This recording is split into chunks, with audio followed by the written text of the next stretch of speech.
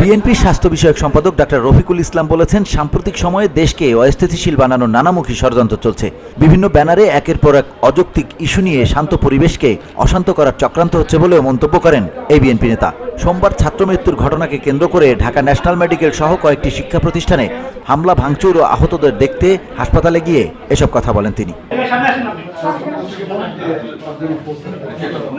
Doctor Rafiq ষড়যন্ত্রকারীদের সুষ্ঠু তদন্তের মাধ্যমে চিহ্নিত করে বিচারের আওতায় আনার আহ্বানও জানান। এ সময় তিনি ন্যাশনাল মেডিকেল হাসপাতালের চিকিৎসক, নার্স ও অন্যান্য কর্মচারীদের আশ্বস্ত করেন তাদের নিরাপত্তা নিশ্চিত করার দাবি জানান। ডেঙ্গু শক সিন্ড্রোমে আক্রান্ত হয়ে মৃত্যুবরণ করা শিক্ষার্থী অভিজিতের মৃত্যু ও পরবর্তী ঘটনা নিয়ে তদন্তের জন্য হাসপাতাল কর্তৃপক্ষ ও রোগীর স্বজনদের সমন্বয়ে যে তদন্ত কমিটি গঠিত হয়েছে তাদের সুষ্ঠু ও নিরপেক্ষ তদন্ত দ্রুততার সাথে শেষ করার তাগিদ দেন তিনি। বিভিন্ন হাসপাতালে ধারাবাহিক আক্রমণের ব্যাপারে গভীর উদ্বেগ প্রকাশ করেন বিএনপির এই স্বাস্থ্য বিষয়ক সম্পাদক ডাক্তার রফিকুল ইসলাম।